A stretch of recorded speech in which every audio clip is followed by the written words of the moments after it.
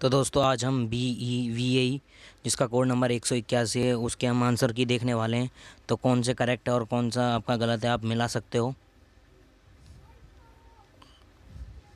तो मैं सीधा आपको बता देता हूँ। तो उस समिति के अध्यक्ष कौन थे जिन्हें पावर कॉमन फ्यूचर शीर्षक से रिपोर्ट प्रस्तुत की थी। तो इसका तीसरा सही हो जाएगा। तो दूसरा देखते हैं, निम्नलिखित में से कौन सा मानव रचित पर्यावरण नहीं है। तो कौन सा, तो ये पहला सही हो जाएगा।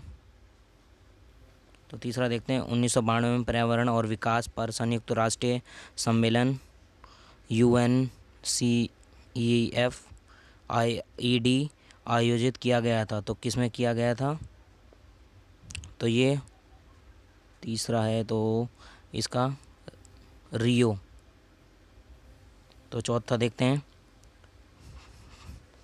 पारिस्थितिक तंत्र से संबंधित निम्नलिखित में से कौन सा कथन सही है। तो इसमें सीधा सीधा मैं आपको आंसर बताता हूँ जिसका आपका भी टाइम वेस्ट ना हो। इसका चौथा सही है, आहार श्रृंखला में कक्ष भक्षी प्रदर्शित करता है। तो इसमें कौन सा सही हो जाएगा, पाँचवें का दूसरा सही। पृथ्वी की सतह पर सल्फर का बड़ा रिजर्वायर भंडार है। तो फिर वो कौन सा सही हो जाएगा, इसमें छठे का मृदा और अवसादा। तो सातवां देख लेते हैं, निम्नलिखित में से किसकी प्राथमिक समुदाय कहा जाता है। किसको प्राथमिक समुदाय कहा जाता है, तो ये है कौन सा, ये सातवां ना। तो ये इसका दूसरा हो जाएगा, राइट, लाइकेन। तो आठवां, मरुस्थल पारितंत्र में प्रमुख परभक्षी है। तो इसमें कौन सा सही हो जाएगा, आठवें का चौथा, जिप्स वाला। नौवां देख लेते हैं, एक जलीय पारितंत्र में ऐसा असंलग्न जीव जो वायु जल अंतरपृष्ठ पर रहता है वह क्या कहलाता है। तो वो कौन सा हो गया, नौवे का पटलक। महासागर में 10वां क्वेश्चन पढ़ रहा हूँ, महासागर में डैश मंडल जोन उथला होता है वह, और यह उच्च उत्पादकता वाली स्पीडीज से समृद्ध होता है। तो ये कौन सा हो गया, तो 10वें का पहला सही हो जाएगा, वेलांचित। तो 11वां देख लेते हैं, निम्नलिखित में से कौन सा वन सबसे अधिक विविध समुदाय होता है। तो कौन सा हो गया, वो 11वें का हो गया तीसरा सही, उष्णकटिबंधीय वाला।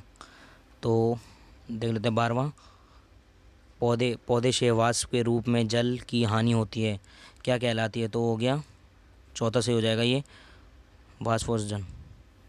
तो 13वां देख लेते हैं, निम्नलिखित में से कौन सा सूखा का एक आर्थिक प्रभाव है। तो 13वें का हो गया दूसरा, फसल की हानि। तो ये दूसरा सही हो जाएगा। तो देख लेते हैं और क्वेश्चन 14वें का, पश्चिम और मध्य भारत के दक्कन और मलवा के पठारों पर पाई जाने वाली मृदा का प्रकार क्या है। तो 14वें का हो जाएगा काली मृदा का। तो 15वां देख लेते हैं, निम्नलिखित में से कौन सा भूमि निम्नीकरण का प्रमुख कारण नहीं है। तो 15वें का कौन सा हो जाएगा, तीसरा, जल संभार का विकास। तो कौन सा है, उष्णकटिबंधीय वर्षा प्रचुर वन के बारे में इनमें से कौन सा कथन सही नहीं है। तो इसमें से क्या हो गया, 16वें का चौथा सही हो जाएगा। तो 17वां देख लेते हैं, यह आकलन किया गया है कि भारत को अपनी पारिस्थितिकीय और आर्थिक आवश्यकताओं को पूरा करने के लिए डैश प्रतिशत क्षेत्र से वंचित रखना चाहिए। तो इसमें कौन सा हो जाएगा, 17 का तीसरा सही हो जाएगा, 33%।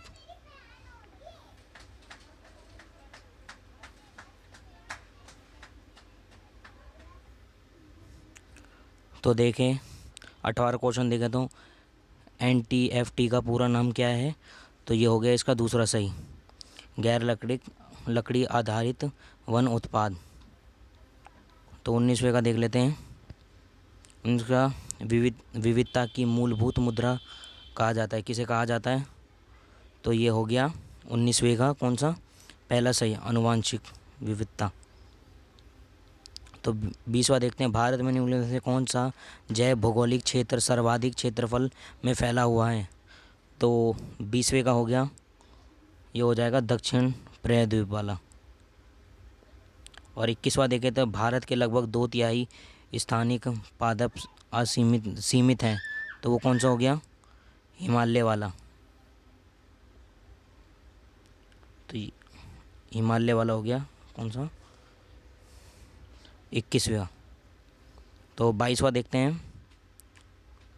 भारत एक बहुविविधता वाला देश है, इसके संदर्भ में निम्नलिखित में से क्या सत्य नहीं है? तो इसमें कौन सा क्या सत्य नहीं है? तो इसका 23वें का हो जाएगा, 22वें का हो जाएगा तीसरा। विश्व के 34 जैव विविधता के हॉटस्पॉट में 6 हॉटस्पॉट भारत में हैं। तो ये गलत है। तो 23वां देख लेते हैं हम। भारत की पहली तरंग और ज्वारीय ऊर्जा परियोजना स्थापित की गई थी। तो ये केरला में। तो 24वां देख लेते हैं। निम्नलिखित में से कौन सा स्रोत भारत में सर्वाधिक बिजली प्राप्त की जाती है? तो वो किस में होती है?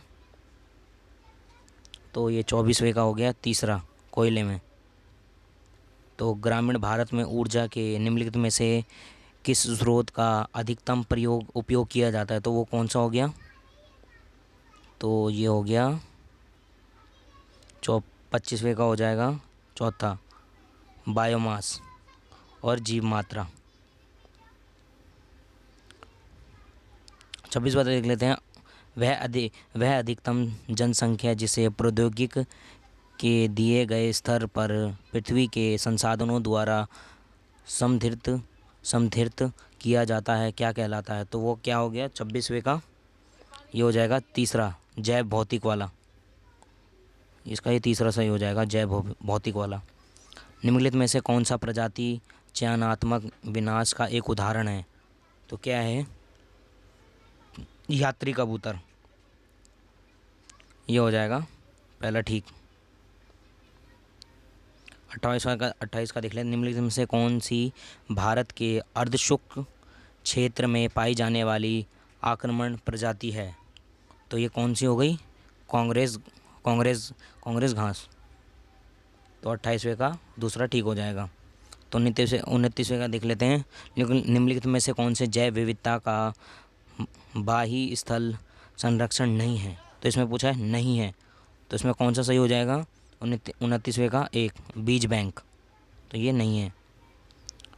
तो निम्नलिखित में से सुमेलन कीजिए। तो इसमें मिलाना है तो इसमें आप मिला सकते हो। ये सुंदरबन हो गया पश्चिम का, और हरी के हो गया पंजाब का। तो इसमें आप ये देख सकते हो, दो पे आप ये सही है, तीसरा सही। तो आपका ये तीसरा सही हो जाएगा। इसमें कौन सा? ये वाला तीसरा सही है। 30 का तीसरा सही है। निम्नलिखित में से कौन सा प्रदूषण का अनिश्चित स्रोत है? तो 31वें का कौन सा हो जाएगा? तो इसमें कृषि वाहन जल, ये वाला चौथा। देख लेते हैं 32वां देख लेते हैं। निम्नलिखित में से कौन सा प्राकृतिक प्रदूषण नहीं है? तो कौन सा नहीं है? कुहासा वाला। 32वें का कुहासा। रुको एक मिनट देख लेता हूँ, मैं चेक करता हूँ। 32वें का ये सही है, कुहासा ही है, स्मंग। तो क्या है इसका? 33वें का देख लेते हैं। DTS है ना? हाँ, DTS का पूरा नाम क्या है? तो इसमें पूरा नाम क्या है 33वें का? तो ये दूसरा हो जाएगा। तो ये हो गया दूसरा। डेसिबल ए dBA मापन करता है। तो किसका मापन करता है? तो ये हो गया इसका, ए का, ध्वनि के त्वरत्व का। निम्नलिखित में से कौन सी संकटदायी अपशिष्ट की विशेषता नहीं है। तो इसका कौन सा सही हो जाएगा? 35वें का पहला, तीक्ष्णकांत। निम्नलिखित में से कौन सा संकटदायी अपशिष्ट भौतिक उपचार है? तो इसका 36वें का हो जाएगा आपका अनुपन। अनुपन, हाँ अनुपन। तो इसमें क्या है, पर्यावरण के बारे में जो सुधार के बारे में है, जो वन्य जीव के बारे में है, तो उसमें कौन सा अनुच्छेद में लिखा गया है ये सब?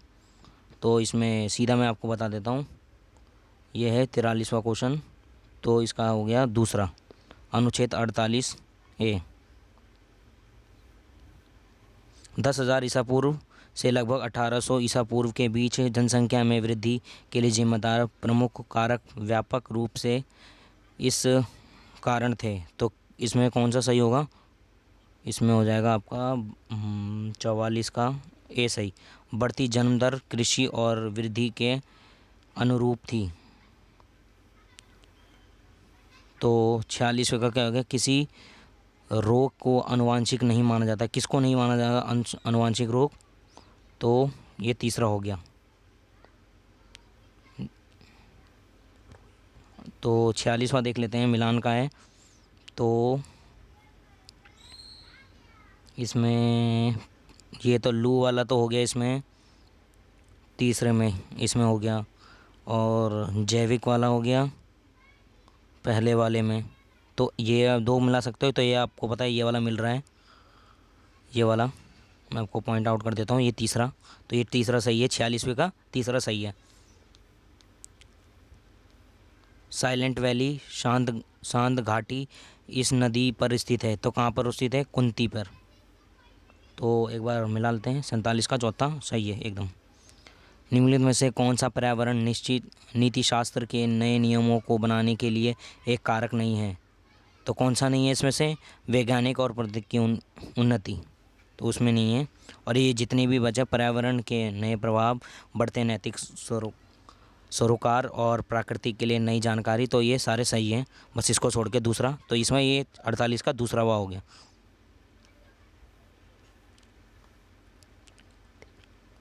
तो उसमें 49 में देख लेते हैं, निबंध द लैंड एथिकस, भूमि की नीति शास्त्र किसने लिखी थी? तो 49वें का पहला का सही हो जाएगा, एल्डो वाला। और निम्नलिखित में से कौन सा कथन असत्य है? तो इसमें से असत्य वाला तो मैं आपको सीधा बता देता हूँ। तो ये पर्यावरण अभियांत्रिक इंजीनियर में सिविल इंजीनियरिंग और अभियांत्रिकी में और आर्किटेक्चर जैसी विषय सम्मिलित नहीं है, बल्कि ये सम्मिलित होती हैं। तो ये वाला असत्य हो जाएगा। तो ये था इसके आंसर की जो मैंने आपको बता दिया। और अगर इसमें से आप मुझे लगता है कि गलत है तो आप मुझे कमेंट में मेंशन कर सकते हो, जिससे और बाकी का भी ठीक हो। अगर मैंने गलत किया है तो ये मैंने खोज के लिखे थे, तो कुछ ना कुछ गलत हो सकता है, बट आप तब भी आप मुझे इन्फॉर्म कर सकते हो कमेंट में अगर मैंने कोई गलत किया है तो मिलते हैं नेक्स्ट वीडियो में। चैनल को कर दे सब्सक्राइब और वीडियो को कर दे लाइक। मिलते हैं नेक्स्ट वीडियो में। जय हिंद, जय भारत।